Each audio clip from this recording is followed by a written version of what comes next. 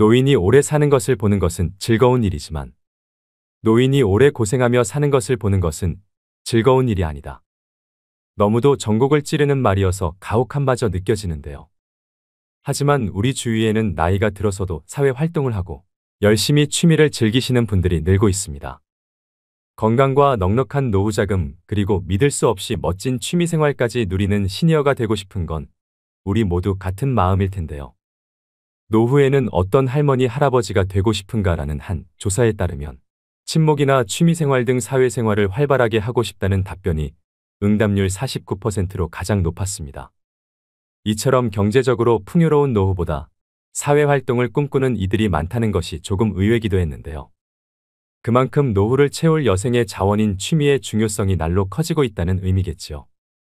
퇴직 후 많은 시간을 어떻게 설계하고 채우느냐에 따라 인생이 막의 성패가 갈린다고 해도 과언이 아닙니다. 평소 해보고 싶었던 일, 미뤄뒀던 일이 무엇인지 지금부터 고민해보시고 바로 실천을 해보시는 게 중요합니다. 그래서 오늘은 취미 영상 1탄에서 그동안 여러분이 댓글로 남겨주신 취미를 토대로 1탄 영상에서 언급되지 않았던 노후 취미 베스트 7가지를 뽑아봤습니다. 현재 우리나라 50대에서 80대 이상의 어르신들이 가장 많이 즐기시고 또 가성비가 최고인 취미 1위는 무엇일까요? 바로 시작하겠습니다. 첫 번째 취미는 파크골프입니다. 파크골프는 1탄 영상의 댓글에서 제일 많이 하고 계셨던 취미 1위입니다. 최근에 중장년층분들 사이에서 꽤나 인기가 올라가고 있는 취미 활동인데요. 일반 골프는 경제적인 부담으로 인해 아직은 진입장벽이 높은 편에 속합니다. 이러한 이유로 요즘은 골프를 조금 더 가볍게 즐길 수 있는 파크골프에 관심이 높아지고 있습니다. 골프의 장점은 그대로 가지면서 저렴한 비용으로 즐길 수 있다는 장점이 있습니다. 파크골프는 공원과 골프의 합성어로 도심의 공원에서 나무채와 플라스틱 공으로 간편하게 즐길 수 있는 골프의 한 종류인데요. 공원을 산책하듯 계속 걸어야 하기 때문에 운동량도 상당하고요. 각 홀이 보통 150m 이하의 사이즈로 되어 있고 18홀을 기본으로 66타가 일반적입니다. 공이 높이 뜨지 않고 플라스틱으로 되어 있어서 부상 위험도 적고 체력 소모도 적으면서 시간 제약 없이 즐길 수 있습니다. 일반적으로 정상적인 생활을 하는 어르신들의 경우 일일 필요한 운동량은 300칼로리 정도인데 파크골프 경기를 위한 1시간 30분의 운동량은 200칼로리 정도이므로 노인에게 적합한 스포츠라 할 수 있습니다. 현재 전국에 약 300여 곳의 파크골프장이 마련되어 있는데요. 수요가 많은 만큼 앞으로 더 많은 파크골프장이 우후죽순으로 생겨날 것으로 예상됩니다. 주로 65세에서 75세 정도의 분들이 많이 즐기고 계시지만 비교적 힘든 기술을 요구하지 않기 때문에 나이에 상관없이 즐기기에 좋아서 80대까지 추천드리는 취미 활동입니다. 입문 장벽이 낮고 부상 위험도 적으면서 가볍게 즐길 수 있는 파크골프로 취미를 시작해보시는 건 어떨까요? 두 번째 취미는 당구입니다. 댓글로 많이 언급해주셨던 노후 취미 2위는 바로 당구인데요. 은퇴 후 골프도 치고 다른 취미 생활을 해봤지만 당구만 한 게 없어요. 몸에 무리도 안 가고 또래와 쉽게 어울릴 수 있고요. 저렴하게 즐기고 두뇌회전에도 도움이 되니 일석삼조 아니겠어요? 중장년층 남성분들 사이에 가장 인기가 많은 취미로 목 좋은 당구장에는 어김없이 5060 세대들이 포진해 있는데요. 이렇게나 시니어들에게 인기가 좋은 당구의 매력은 무엇일까요? 일단 비용 부담이 크지 않다는 게 주머니가 얇아진 5060 세대에게 어필하고 있는데요. 2만 원 정도만 내면 2시간 정도 즐길 수 있습니다. 저렴한 비용 외에 접근성이 좋고 장비가 갖춰져 있어 편의성 또한 좋습니다. 거기다 또래 친구들과 사회적 관계를 지속적으로 이어갈 수 있다는 점도 한몫합니다. 노후건강연구소에서 60, 70대를 대상으로 당구와 노년 건강의 관계를 조사한 결과 주 4회 이상 당구를 즐기는 사람일수록 건강 상태가 양호한 것으로 나타났는데요. 일반적으로 당구대 한 바퀴를 돌면 10에서 13m를 걷게 됩니다. 1시간 당구를 즐긴다면 적게는 2km에서 많게는 4km까지 걷는 셈이지요.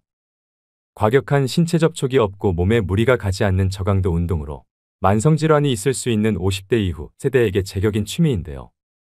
또 공을 칠 때 취하는 기마 자세는 하체 근력 향상에 도움을 줍니다. 다만 허리를 굽혔다 폈다 하는 동작을 반복하기 때문에 허리가 약한 분들은 다소 무리가 갈 수도 있습니다. 이를 예방하기 위해선 사전에 충분하게 스트레칭을 하는 것이 좋습니다. 당구공을 칠 때는 상당한 집중력이 필요한 만큼 자연스럽게 두뇌 활동도 활발해지면서 인지장애와 치매를 막는 데 큰 도움을 줍니다. 적은 돈으로 일상의 활력과 건강도 챙기면서 최고의 가성비를 얻을 수 있는 취미 활동으로 당구는 어떠실까요? 세 번째 취미는 댄스 스포츠입니다. 언급해 주셨던 취미 중 3위로 선정되었습니다. 댄스 스포츠는 한 쌍의 남녀가 함께 춤추는 것으로 음악에 맞춰 신체 활동을 함으로써 얻는 정신적인 즐거움과 그에 따른 신체적 건강, 그리고 사교 활동을 통한 예의범절을 익히는 건전한 스포츠입니다. 댄스 스포츠는 정형화된 동작들로 남녀노소 누구나 쉽게 배울 수 있다는 장점이 있습니다. 평소 대부분의 사람들은 자세가 구부정한 모습으로 지내는데요. 구부정한 모습은 외관상에도 예쁘지 않지만 건강에도 좋지 않다는 것은 모두가 알고 있는 사실입니다.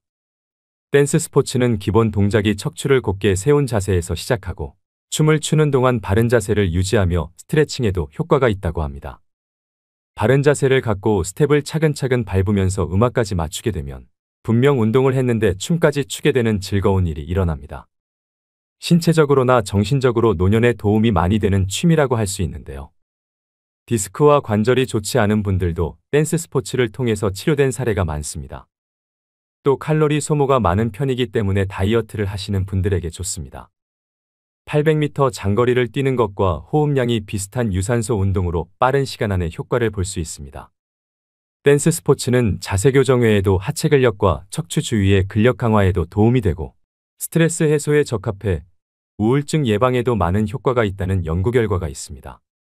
일상에서의 스트레스를 맘껏 해소하면서 왈츠나 줌바 탱고로 바른 자세와 예쁜 몸매를 얻고 사교와 활력도 얻을 수 있는 댄스 스포츠는 어떠신가요? 네 번째 취미는 어르신들의 보편적인 취미로 흔히 거론되는 등산인데요. 산행을 꾸준히 하게 되면 균형 잡힌 건강한 외모와 체력을 유지할 수 있으며 심폐지구력 향상과 혈액순환을 원활하게 함으로써 정신적 육체적인 만족감을 얻으실 수 있습니다. 또 자연 풍경을 직접 느낌으로써 정신을 맑게 해주고 스트레스 해소를 돕는데요. 특히 시니어들의 우울증을 예방해준다는 연구 결과도 있습니다. 반면에 하산을 하는 과정에서 무릎 관절이 체중과 배낭의 무게를 지탱하며 내려오기 때문에 관절에 무리가 갈 수 있습니다. 이로 인해 중장년들의 경우 무릎이 시리거나 연골이 손상되기도 합니다. 무릎 관절이 안 좋으신 분이나 근력이 거의 없으신 분들은 피하는 것이 좋습니다. 요즘 여기저기 단풍 구경하러 가을 산행을 많이 가실 텐데요. 안전한 산행을 하려면 철저한 산행 준비가 필요합니다. 첫째로 자기 체력에 맞는 산행 목적지를 정하는 것이 가장 중요합니다. 평소 운동이나 등산을 하지 않는 사람이 갑작스럽게 무리한 산행을 하게 된다면 다양한 산악사고가 발생할 수 있습니다. 둘째로 음주 산행은 절대 금물입니다. 하산 중에 넘어지거나 안전사고에 노출되기 쉽습니다. 셋째는 등산 전에 충분한 스트레칭을 통해 부상 위험을 예방하셔야 합니다. 등산 중간중간 적절한 휴식을 통해 체력을 유지하는 것도 아주 중요합니다. 맑은 공기와 흙냄새, 꽃향기가 어우러져 정신적인 테라피를 누릴 수 있는 취미로 등산은 어떠신가요? 다섯 번째 취미는 집에서 하는 작물 재배입니다. 나이가 들수록 건강한 식생활은 점점 더 중요해지고 있는데요. 집이나 집 밖의 작은 텃밭을 이용해서 소일거리 삼아 채소 작물 재배를 많이 하십니다. 텃밭이나 정원이 없는 분들은 집안에서의 채소 재배가 대안인데요. 홈가드닝이라고 하는 이것은 텃밭에서의 경험과는 또 다른 흥미로운 재미를 제공합니다. 실내에서 채소를 키우는 가장 큰 장점 중 하나는 계절의 제약을 받지 않는다는 것입니다. 텃밭에서는 계절마다 적합한 씨앗을 심어야 하지요. 그래서 신경 써야 될 부분이 한두 가지가 아닐 텐데요. 하지만 실내에서는 환경을 조절하여 언제든지 원하는 채소를 키울 수 있습니다. 비와 눈이 내리는 날에도 자신만의 작은 농장을 가꿀 수 있습니다. 고기와 찰떡궁합인 상추와 깻잎, 콩나물과 대파, 방울토마토 등 집에서 키우기 수월한 채소들이 많은데요. 작은 공간에서도 풍부한 수확을 얻을 수 있다는 점이 매력적이고 살뜰히 재배한 채소는 온 가족의 건강한 밥상에도 역할을 톡톡히 합니다. 작은 노력과 관심을 투자함으로써 농약 걱정 없이 건강한 식단을 유지하고 동시에 자연을 느끼며 뜻깊은 시간을 보낼 수 있는 취미로 실내 작물 재배는 어떠신가요? 여섯 번째 취미는 오디오북 듣기입니다. 대부분의 사람들은 평소 독서의 습관을 가지려고 노력을 많이 하실 텐데요. 그런데 마음처럼 실천하는 게 정말 쉽지 않습니다. 특히 나이가 들어가면서 노안으로 눈이 침침해져서 피로해지니 종이책은 더 가까이 하기가 꺼려집니다. 그 대안으로 종이책보다 상대적으로 저렴하고 접근성이 좋은 오디오북이 요즘 대세입니다. 특히 대표적인 오디오북인 유튜브에는 노후에 필요한 건강정보나 마음공부, 복지정보 등 무궁무진한 지혜와 정보들이 하루에도 몇백만 개에서 몇천만 개씩 쏟아지는데요. 제 구독자분들 중에서도 본인의 성향과 맞는 다양한 채널을 구독 중이실 거라 생각이 됩니다. 이처럼 이어폰 하나만 있으면 시간 장소에 구애받지 않는 오디오북의 장점은 무엇일까요? 첫 번째는 누군가 말해주던 내용이 읽히게 되니 이해가 쉽습니다. 두 번째는 음악처럼 편하게 들을 수 있는데요. 특히 출퇴근 시간이나 운동할 때 음악 듣듯이 손쉽게 들을 수 있다는 장점이 있습니다. 피곤한 이동 시간의 효율적 시간 활용과 책을 통한 즐거움은 매일 성장하고 있다는 만족감을 느끼게 해줍니다. 세 번째는 무의식에 남습니다. 예를 들어 어렸을 때 들었던 말들은 대부분 우리의 무의식 속에 남아있는데요. 이미 형성된 무의식은 생각을 좌우하지요. 이러한 생각이 결정을 만들고 결정이 행동을 만들게 됩니다. 살면서 좋은 이야기 듣는 것이 어려울 때가 많습니다. 이때 좋은 글을 많이 들으면 잘못된 무의식을 고쳐 나갈 수 있겠지요. 오디오북을 들을 수 있는 어플은 유튜브 외에도 윌라, 밀리의 서재, 스토리텔 등이 있습니다. 행복한 노후의 양식을 얻기 위한 취미로 꾸준히 책과 오디오북을 병행하시는 건 어떠실까요? 마지막 7번째 취미는 외국어 공부입니다. 외국어 공부는 의외로 추천수가 많았던 취미 활동이었는데요. 새로운 언어에 몰입하는 것은 건강한 두뇌를 유지하고 치매를 예방하는 데 기여할 수 있습니다. 미국 펜실베니아 대학교 연구진은 2개 이상의 언어를 구사하는 사람일수록 치매에 잘 걸리지 않는다는 연구 결과를 발표했는데요. 이처럼 외국어 학습과 치매 예방의 상관관계에 대해 증명된 연구 결과는 무수히 많습니다. 외국어 학습은 기억력과 주의 집중, 문제 해결과 같은 다양한 인지 과정을 수반하는데요. 이러한 정신운동은 뇌를 자극하게 되지요. 또 외국어를 배우는 과정은 인내와 꾸준한 노력이 필요하기 때문에 자기관리 능력과 학습 스트레스 관리 능력을 키울 수 있게 됩니다. 더불어 개인의 자신감 향상으로 노후의 활력을 가져다 주는데요. 실제로 주변에서 보면 이 언어 공부가 해외여행이나 다른 나라 살아보기 등 다양한 활동으로 인생 전체의 활력과 삶의 범위를 확장시켜주는 계기가 되기도 합니다. 외국어 공부는 어려움이 따르고 긴 시간과 노력이 필요하지만 그 노력이 결실을 맺는 순간은 놀라울 정도의 만족감을 주는 일입니다. 해내려는 마음은 늙지 않습니다. 특히 공부에 있어서 늦은 때란 없습니다. 노후의 품격 있는 취미생활로 제2외국어 공부는 어떠신가요? 오늘의 영상 어떠셨나요? 은퇴는 어떤 사람에게는 기쁨과 안식을 가져다주는 순간이지만 또 어떤 사람에게는 불안과 고민을 가져올 수도 있는데요. 은퇴 후 직업과 일을 대신하고 자기 정체성을 다시 잡아줄 지속적인 무엇인가가 필요하다는 걸 느끼는 순간이 오게 됩니다. 바로 이 시기가 취미가 중요해지는 때입니다. 그렇기 때문에 마지막 30년을 후회 없이 의미 있게 보낼 나름의 실천 계획은 있어야 합니다. 이런 취미에도 몇 가지 조건이 있는데요. 먼저 첫째로 취미를 즐길 수 있는 체력과 건강 상태를 갖췄는지, 둘째로 경제적 상황을 고려해 부담이 크지 않은 취미인지, 셋째로 가족 도움 없이 스스로 할 수 있는지를 따져봐야 합니다. 특히 두세 가지의 취미를 병행하는 것을 추천드리는데요. 낮에는 등산을 하고 저녁엔 음악 감상을 하는 등 시간을 계획적으로 사용하셔야 노후의 건강에도 도움이 됩니다. 이처럼 평생 즐길 수 있는 나만의 취미로 구체적인 실천 항목을 만든다면 최소한의 축복된 은퇴를 맞게 되지 않을까요? 우리 중장년들은 건강 유지를 위해 하루하루 즐겁게 사셔야 합니다.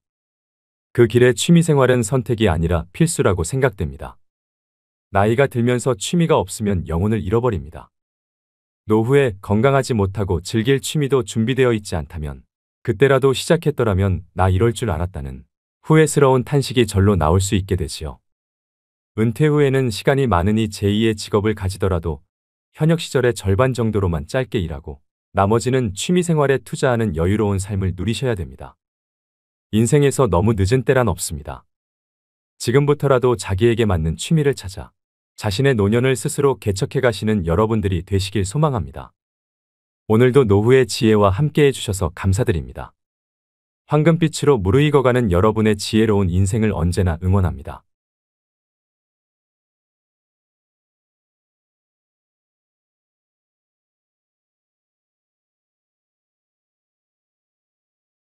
여러분은 외모가 중요하다고 생각하시나요? 많은 사람들이 외모보단 마음이 중요하다고 말합니다. 하지만 말은 그렇게 하면서도 정작 대부분은 외모를 보는데요. 상대방의 깊이를 알기 전까지는 첫인상이나 외모가 신뢰를 형성하는데 결정적으로 작용하는 것은 부정할 수 없습니다. 외모가 경쟁력이라는 말을 한 번쯤은 들어보셨을 겁니다. 이처럼 세상을 살아가는 데 있어서 외모는 정말 중요한 요소 중 하나입니다. 외모가 주는 이점은 남들보다 앞선 출발선에 설 수 있다는 것입니다.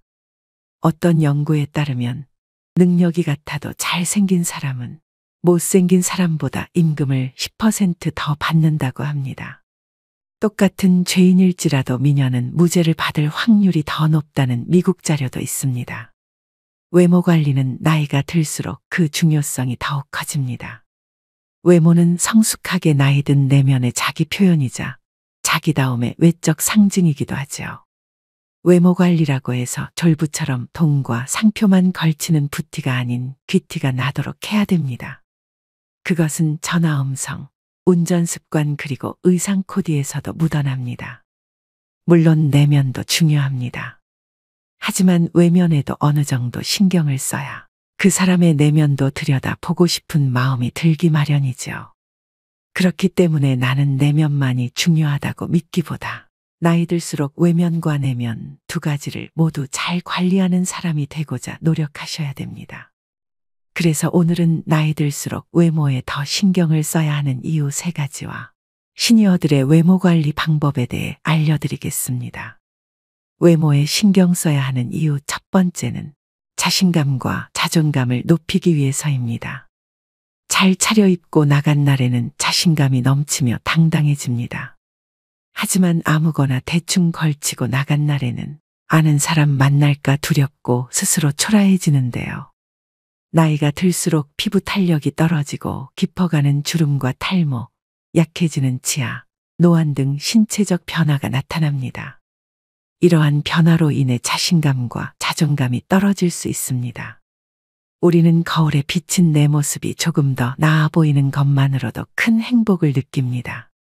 나는 꽤 괜찮게 나이 들었어라는 생각과 함께 자존감이 높아져 매사에 적극적이고 당당해지는데요. 이렇듯 외모는 개인의 정체성에 절대적인 영향을 미치며 기분이 좋아진 외모는 자신에게 보내는 긍정의 신호로 작용합니다. 일상에서 외모가 전혀 관리되지 않은 사람을 볼 때 부정적인 인상을 느끼는 이유는 그 모습이 스스로를 소중히 여기지 않다고 생각되기 때문입니다. 자신을 방치하고 가꾸지 않는데도 늘 당당하고 자신감 넘치는 사람은 절대 없습니다.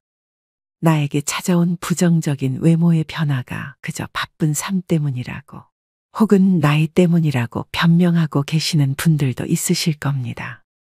사람들은 만족스럽지 않은 상황에 놓이면 자신의 책임을 가장 늦게 생각하는 경향이 있는데 이는 외모 관리에서도 마찬가지입니다.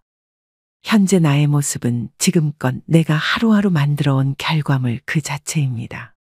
푹 파인 미간주름은 수년간 얼굴을 찌푸린 습관 때문이고 처진 입꼬리는 자주 웃지 않은 결과이며 탄력 없이 늘어진 팔뚝은 나태함의 결과이죠. 시간이 갈수록 얼굴과 몸이 변하는 건 자연의 섭리이지만 다가올 미래의 모습을 만족스럽게 만드는 건 오직 내 행동과 태도에 달렸습니다. 자신에게 만족하는 사람에게서는 늘 기분 좋은 에너지가 느껴집니다.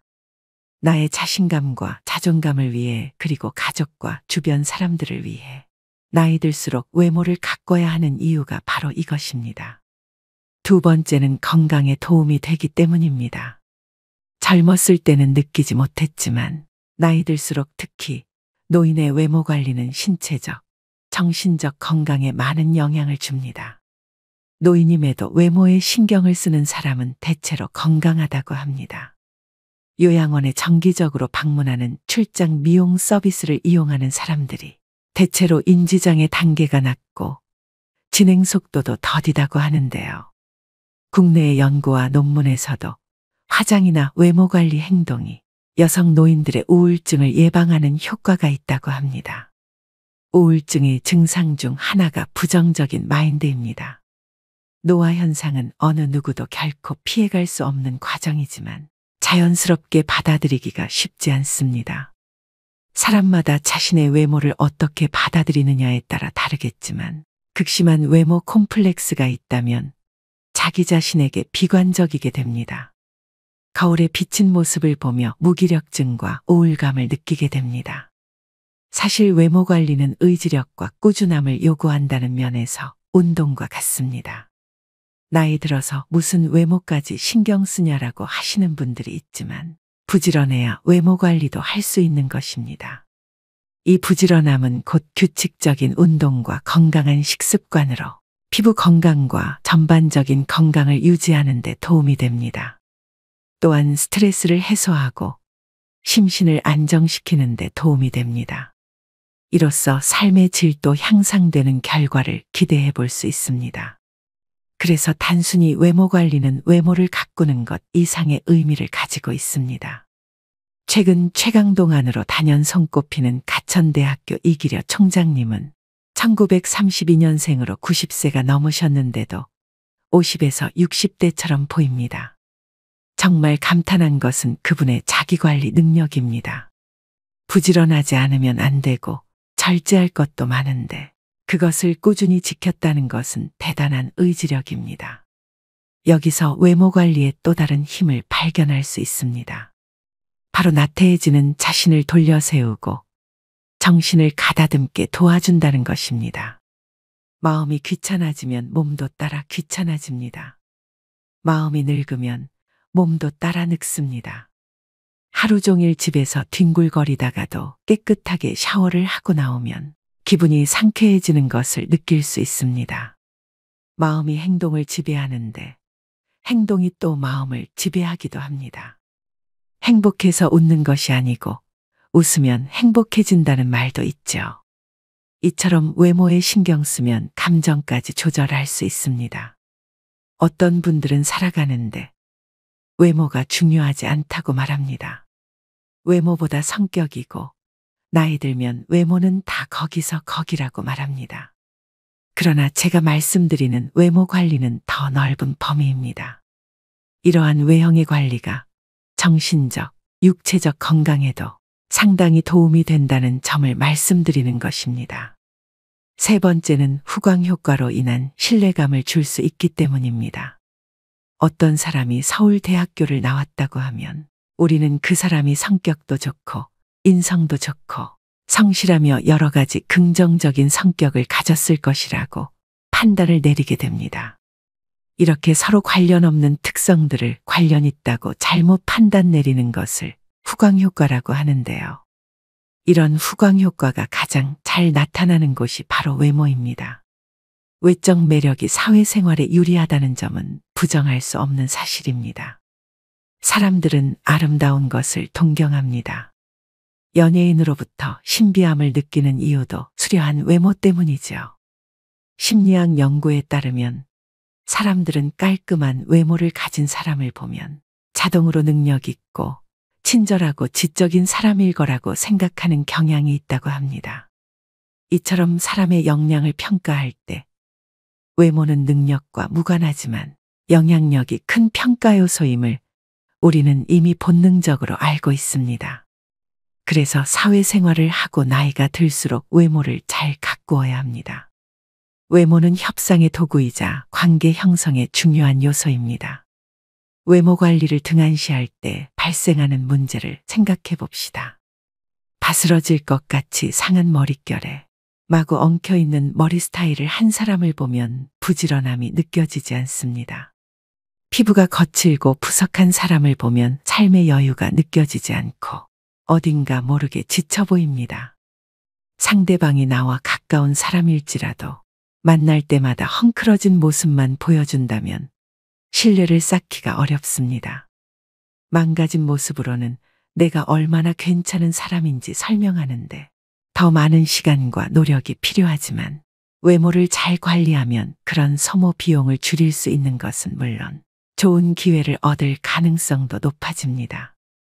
의사전달 효과 역시 몸짓과 표정, 시선이 55%이고 목소리 톤은 38%, 내용은 겨우 7%에 미친다고 합니다. 그만큼 사람과의 관계에서 외적 요소가 많은 비중을 차지합니다. 나이가 들면서 경험과 지식, 사회적 신용이 높아지지만 이를 제대로 표현하지 않으면 상대방에게 올바른 메시지를 전달하는데 어려움이 생길 수 있습니다. 이때 깔끔하고 정돈된 외모는 상대방에게 효과적인 메시지를 전달하는 데 도움이 됩니다. 나이가 들면서 외모에 신경 쓰는 것은 단순히 미용이나 패션만을 위한 것이 아닙니다. 이는 상대방에게 자신의 가치와 신뢰감을 전달하는 수단이 되며 이를 통해 사회활동 참여를 더 원활하게 할 수 있습니다. 이렇게 나이 들수록 외모가 중요한 이유 3가지에 대해 알아봤는데요.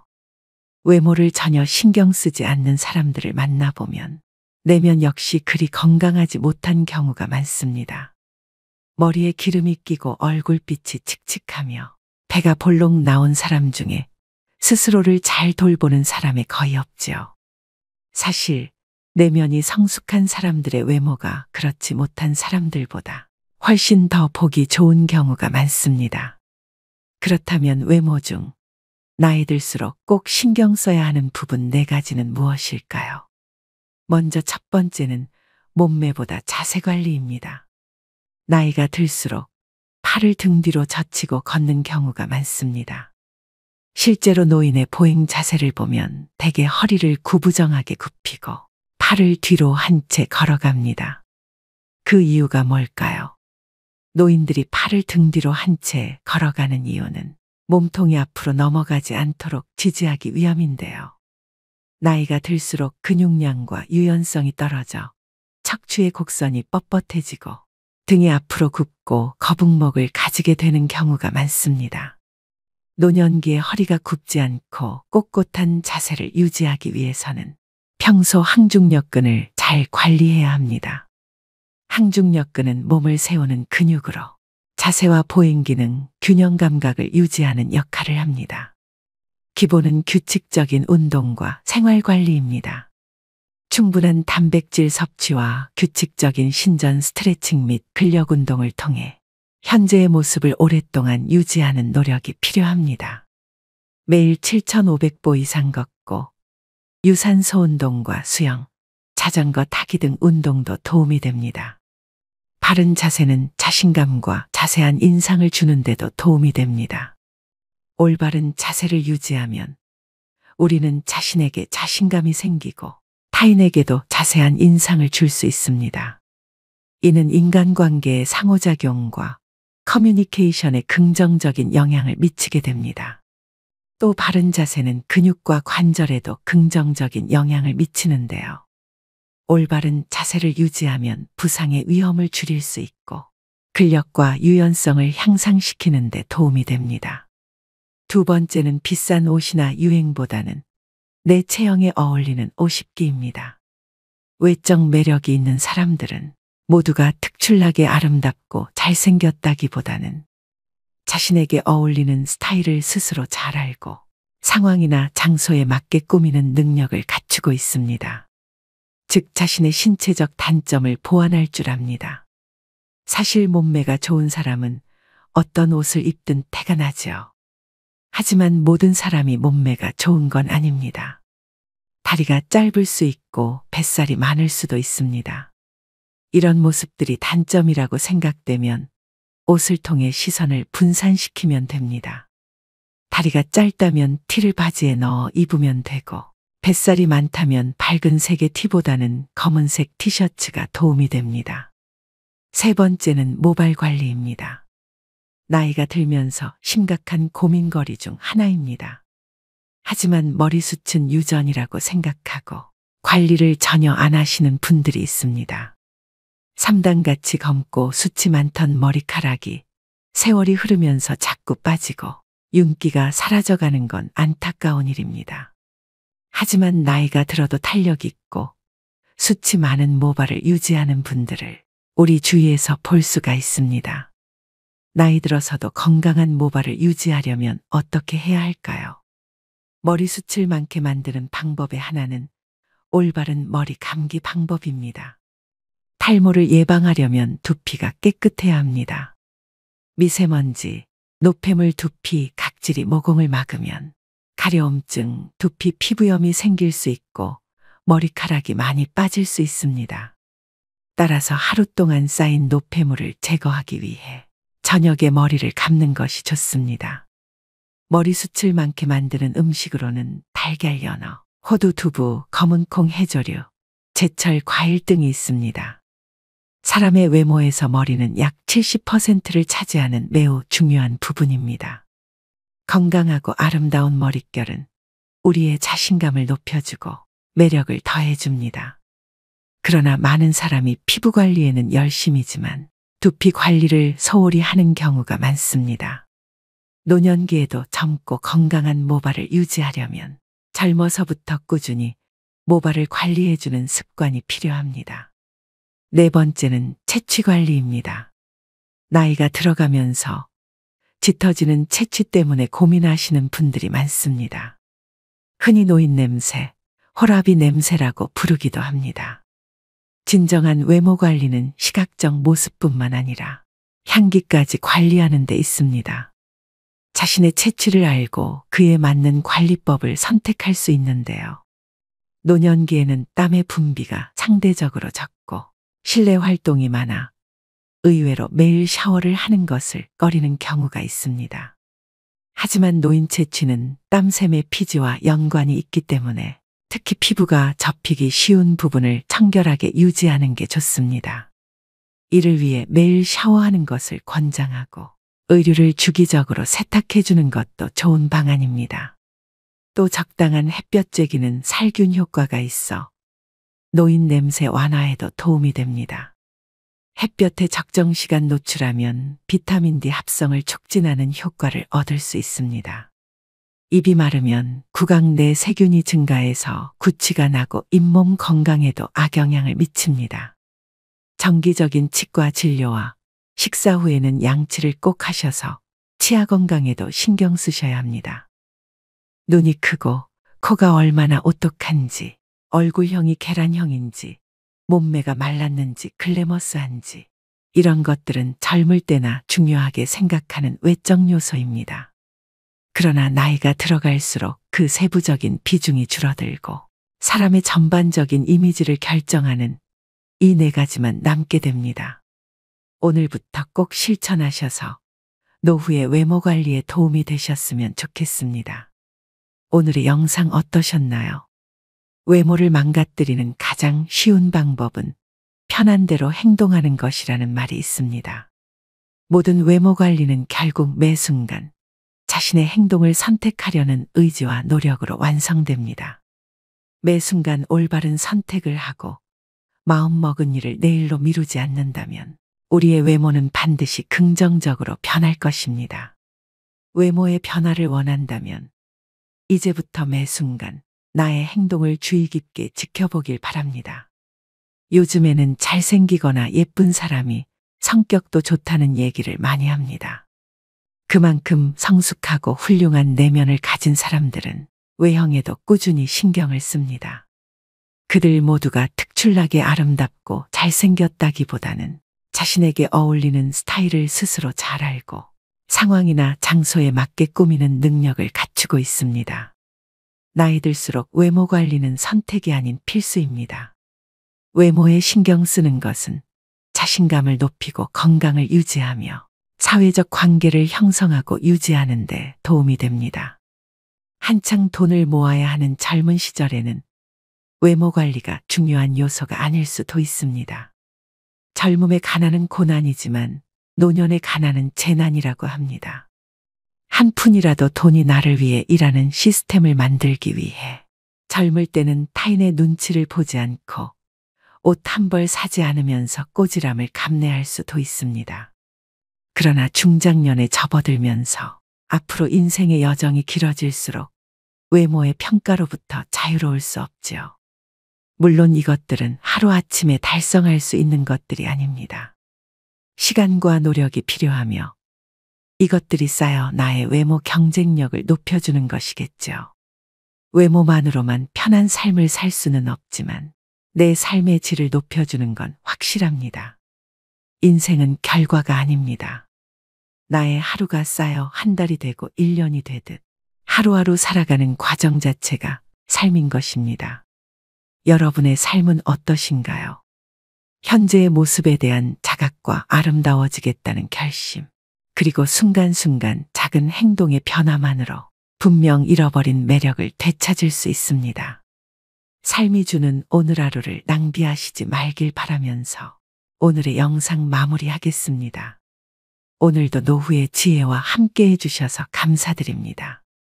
황금빛으로 무르익어가는 여러분의 지혜로운 인생을 언제나 응원합니다.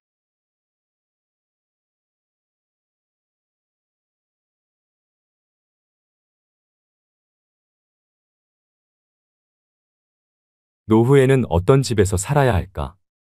노년기를 앞두면 누구나 해보는 고민인데요. 여러분은 현재 어떤 집에서 살고 계신가요? 은퇴 이후 넓고 탁 트인 정원에서 반려동물과 뛰노는 한적한 시골 생활, 또는 도심 속 문화시설이 가득한 곳에서의 여유로운 도시 생활을 꿈꾸기도 하는데요. 이미 그런 집에서 살고 계신 분도, 또는 주거지 이동을 고민 중인 분도 계실 텐데요. 실제로 예비 은퇴자 2명 중 1명은 은퇴 이사를 고민한다고 합니다. 한 조사에 따르면 50에서 65세 중장년 2,000명에게 노후의 주거지에 대해 물었더니 지금 집에서 계속 살겠다와 다른 집으로 이사하겠다는 응답이 반반이었습니다. 우리는 나이가 들면 자식보다 믿을 건 집밖에 없다고 얘기하기도 합니다. 이처럼 노후의 보금자리는 인생 후반을 행복하게 보내기 위해 간과해서는 안 될 중요한 요소입니다. 노년기 이사는 실패하기 쉽다는 말이 있지요. 그만큼 고려해야 할 변수가 많기 때문인데요. 그렇다면 노년기에 편안하게 살 집은 어떤 기준으로 골라야 할까요? 그래서 오늘은 건강하고 편안한 노후 주거지 선택을 위해 반드시 고려해야 할 7가지에 대해 말씀드리겠습니다. 오늘의 영상을 보시고 과연 나의 노후 생활을 풍요롭게 하는 생애 마지막 집으로 무엇이 좋을지 함께 고민해 보시는 시간이 되셨으면 좋겠습니다. 바로 시작하겠습니다. 노후에 살기 좋은 집 첫 번째는 병원이 가까이에 있는 집입니다. 수명이 길어짐에 따라 건강에 대한 관심 증가와 70대 이후 간병기를 대비해 특히 병원과의 접근성이 가장 중요한데요. 실제로 통계청에서 발표한 바에 따르면 60대 이상이 노후에 거주지를 옮길 때 가장 중요하게 생각하는 것으로 의료시설이 제일 선호도가 높다고 합니다. 젊었을 땐 건강하던 사람도 나이가 들면 여기저기 아픈 데가 생기고 병원을 자주 찾기 마련인데요. 고령자들은 스스로 이동하기 힘들고 차량을 운전하기도 만만치 않지요.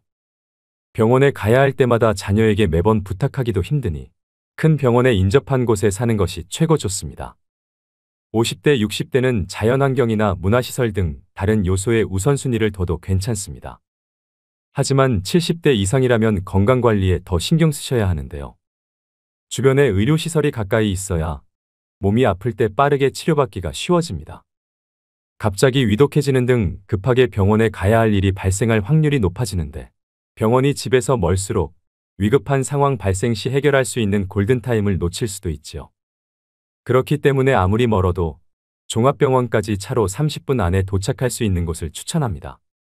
이처럼 장래의 간병, 건강관리를 항상 대비하고 싶다면 주변에 의료시설이 잘 갖춰진 곳을 고려하셔야 됩니다. 두 번째는 한적한 곳의 전원주택은 피해라입니다. 은퇴 후 한적한 자연 속에서 소소하게 텃밭도 일구면서 느긋하게 은퇴 생활을 하겠노라 꿈꾸는 분들이 많을 텐데요. 하지만 전원생활의 로망은 현실과 다릅니다. 젊을 때부터 전원생활을 시작한 사람이라면 모르겠지만 번화한 지역에 거주했던 사람은 달라진 환경에 적응하는 게 생각보다 어려울 수 있습니다. 병원과 마트 등 기반 시설도 없고 온갖 벌레에 힘든 주택관리까지 보통 일이 아닙니다. 실제로 60대 이상이 가장 선호하는 거주 형태는 도심의 아파트로 64.2%의 응답률을 보였는데요. 새소리, 물소리가 듣고 싶어서 시골로 이사갔던 노인들이 도시로 유턴했는데 알고 보니 그 이유가 차소리를 듣고 싶어서였다는 우스갯소리도 있습니다. 전원 생활에 적응하지 못하고 다시 도시로 돌아오는 사람들도 많은 것이 현실입니다. 다들 아시겠지만 노후에는 병원과 각종 편의시설이 가까이 있어야 생활이 편리해지고 삶의 질이 높아집니다. 두 다리 멀쩡하고 운전도 가능할 땐 맑은 공기를 마시며 눈 뜨는 것이 기쁨이겠지요. 하지만 나이 들어 다른 사람의 돌봄이 필요해지거나 혹은 부부 중 어느 한쪽이 세상을 먼저 떠나게 되면 집은 짐이 될 수 있습니다. 전원 생활에 안착했어도 75세쯤 되면 몸에 아픈 곳이 늘어나고 거동이 불편해져서 병원이 있는 도시로 돌아가야 하는 때가 오게 됩니다. 그럼에도 불구하고 나는 건강에 자신 있고 조용하고 자연이 있는 곳을 원한다면 이때는 도심 외곽의 전원 휴양형 주거지보다는 도심에서 1시간 이내 거리의 근교형 입지를 선택하는 것을 추천드립니다. 또는 은퇴 후 경제적인 여유가 되신다면 도시에서 혜택을 누리고 지금처럼 그대로 사시면서 아름다운 곳으로 여행을 자주 다니시라고 말씀드리고 싶습니다. 세 번째는 교육 문화시설이 잘 갖춰져 있는지 바라입니다. 오랜 직장 생활을 끝내 은퇴 이후에는 비교적 시간 여유가 늘어나 무료함을 느끼기 쉽습니다. 이런 여가 시간을 취미 활동으로 보내시는 분들도 있고 또 아직 일을 하시는 분들도 계실 텐데요. 더 나이가 들수록 우리 시니어들은 무엇을 하면서 가장 많은 시간을 보내게 될까요? 노인복지관이나 도서관, 시민회관 같은 교육이나 문화시설이 잘 갖춰진 곳에서 거주한다면 노후의 여가 생활에 대한 만족도가 높아집니다. 특히 요즘 노인복지관은 시설도 매우 잘 갖춰져 있고 국가가 전폭적인 지원을 하고 관리까지 해줍니다. 평소 외부 활동에 제약이 있던 노인들을 위한 다양한 강의도 구성되어 있는데요. 몸을 움직이는 라인 댄스, 사교 댄스와 오카리나 하모니카 등 악기 배우기, 외국어 공부와 미술 치매 예방 강의 등 양질의 교육으로 노년의 삶의 질 상승에 긍정적인 영향을 미치고 있는데요. 특히 복지관에서는 노인 일자리도 함께 지원하고 노인 맞춤 돌봄 서비스와 독거노인 안심 서비스 등 정말 피가 되고 살이 되는 복지 정보들도 알아둘 수 있습니다. 뿐만 아니라 복지관은 저렴한 식비에 끼니도 든든하게 해결되니 일석삼조가 아닐 수 없습니다. 이처럼 노후에 많은 이점이 있는 복지관 근처에 거주하시면 적극적인 사회 참여뿐만 아니라 노후의 고독감과 외로움에서 벗어날 수 있는데요. 대도시에서 멀어질수록 문화와 취미를 즐길 수 있는 시설이 빈약할 확률이 높습니다. 이주할 곳에 복지관이나 문화센터 등이 충분히 있는지 살펴본 뒤 결정하시면 한층 유익하고 풍요로운 노후 생활을 누리실 수 있습니다. 네 번째는 대중교통이 잘 갖춰져 있는지 바라입니다. 어르신들은 나이가 들면 기동력이 떨어지는데요. 이동하는데 체력적, 정신적으로 부담이 덜한 곳인지 교통 접근성을 고려해야 됩니다. 대중교통이 불편하면 생활 반경이 좁아지고 먼 거리 외출도 어렵게 되어 자칫하면 고립감마저 느낄 수 있습니다. 특히 병원에 갈 때 자녀와 매번 동행하기 힘들기 때문에 대중교통이 편한 곳에서 사셔야 됩니다. 은퇴 이후에도 나는 경제적 사회활동을 활발히 하고 싶다는 분들이시라면 교통 여건은 더욱 중요한 요소로 작용됩니다. 여기에 본인의 소비 성향도 체크하셔야 되는데요. 평소 전통시장을 잘 이용하신다면 마트 편의점이 아무리 가까워도 멀리 버스 타고 시장으로 다니시는 게 어르신들일 텐데요. 은퇴 이후엔 사소한 돈이라도 절약하려고 하시기 때문입니다. 마트나 병원 등 자주 가는 장소는 걸어갈 수 있는지, 걸어가기 멀다면 대중교통을 이용하는데 불편함이 없는지 살펴봐야 합니다. 또 자녀들이 오기에도 힘들지 않은 곳이면 더 좋겠는데요. 가뜩이나 먹고 살기 바빠 자주 볼 수가 없는데 오는 길이 험하거나 멀다면 더 발길이 쉽게 떨어지지 않겠지요. 결국 지하철 등 교통망이 잘 갖춰진 곳에 주거지가 있어야 합니다. 또 노후의 심심함을 달래기 위한 나들이도 한결 쉬워지는데요. 이는 적적할 때마다 친인척 간 교류를 원활히 할 수 있는 원동력이 되는 요소이기도 합니다. 다섯 번째는 평수 넓은 집은 피해라입니다. 원래 자녀를 키우는데 적합했던 집도 자녀가 독립해서 분가하면 혼자 계신 분이나 노부부에게는 너무 넓은 집이 되기 마련인데요. 나이가 들수록 기력과 체력이 떨어지니 이사를 하는 것도 생각조차 할 수 없게 됩니다. 그러다 보니 어쩔 수 없이 원래 살던 곳을 자신의 마지막 거처로 삼는 게 많은 현실입니다. 특히 교외에서 큼지막하게 지었던 주택이라면 실내 청소와 정원 손질만으로도 어르신들에게는 중노동이 됩니다. 관리 차원에서도 쓸데없이 큰 집에 살 필요가 없기 때문에 노후에는 집을 줄여나가야 할 필요가 있습니다. 반대로 자식이나 손자, 손녀들이 와서 자고 가기라도 하면 큰 집이 좋은 거 아니냐고 말씀하시는 분도 있습니다. 하지만 요즘은 명절이나 집안 행사 때 자식들이 찾아오더라도 대부분은 친정이나 시댁에서 자고 가는 일이 별로 없는데요. 보통의 자식들은 와서 식사만 같이 하고 개인 스케줄을 보기 바쁩니다. 시대가 이렇게 많이 변했다는 것을 아시고 잘 결정해야 후회하지 않습니다. 자식들이 그래도 이날만큼은 하루쯤 자고 가겠거니 기대하지 마시고 정말 나의 노후에 부담되지 않는 집으로 잘 선택하시는 게 중요하겠죠. 전문가들은 노후에 살기 좋은 집의 크기로 20평 초중반대의 소형 아파트를 추천하고 있는데요. 정신적 안정감을 추구하기에 최소 조건이며 흔히 말하는 복지적 공간이라고 합니다. 따라서 자녀와 함께 살기 적합했던 평수의 집을 생애 마지막까지 거주할 집으로 삼는 것은 좋지 않습니다. 여섯 번째는 근처에 공원이나 산책로가 있는 집을 선택해라입니다. 노후의 건강을 위해서 평소 걷기 운동은 선택이 아니라 필수인데요. 집 근처에 가볍게 걷기 좋은 공원이나 산책로가 있다면 여가 시간을 보내기에 안성맞춤입니다. 산책로 인근 주거지는 일단 풍부한 녹지를 바탕으로 주거 쾌적성이 매우 뛰어나고 또 사계절의 정취를 느끼기에도 부족함이 없는데요.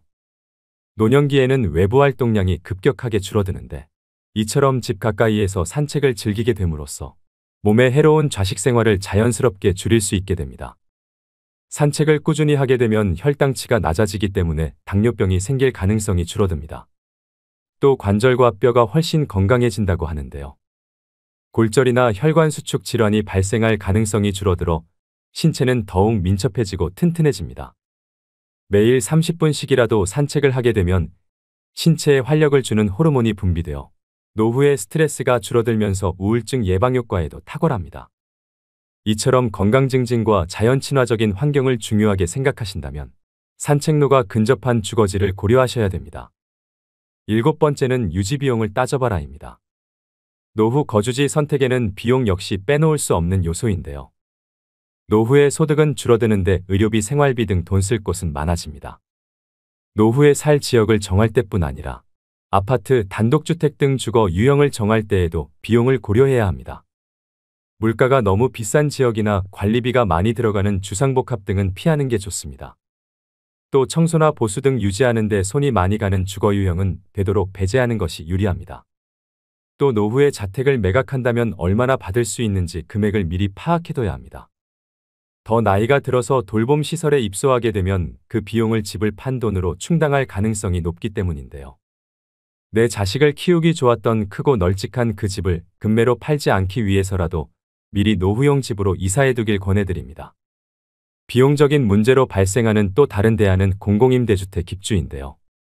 재산이 집에 다 몰려있는 시니어의 경우에는 노후 생활비 마련에 큰 어려움을 겪을 수 있기 때문에 목돈을 집에 묶어두는 것보다는 공공임대주택에 들어가셔서 사는 것이 더 지혜로운 선택일 수도 있습니다.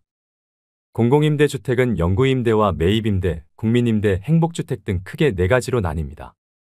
공통된 입주 자격으로는 무주택이어야 하고 각각 유형별로 소득과 자산 기준은 다릅니다.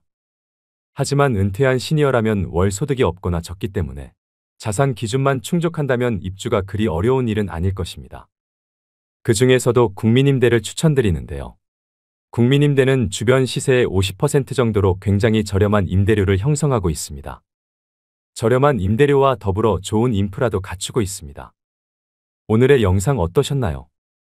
종합해보자면 가장 이상적인 노후의 주거지는 대중교통 이용이 가능하고 공기 등 주변 환경이 쾌적하며 24시간 의료진의 도움을 받을 수 있는 시스템을 갖춘 곳인데요. 하지만 말씀드린 부분은 참고사항일 뿐 은퇴 후 주거지를 결정하실 땐 꼭 본인의 우선순위가 무엇인지 충분히 고려해보시고 현명하게 선택하셔야 됩니다. 다만 주변 환경이 급변하면 생각보다 적응하는 게 어려울 수 있는데요. 원래 살던 곳과 상반되는 환경을 선택하는 것보다 이전에 거주했던 경험이 있거나 여러 번 방문해본 지역을 권장합니다. 은퇴를 준비하고 있고 또 이미 은퇴를 하신 분들은 오늘 자신의 우선순위는 무엇인지 생각해보는 시간과 함께 앞으로의 멋진 은퇴 이후의 삶을 꾸려나가시길 바랍니다.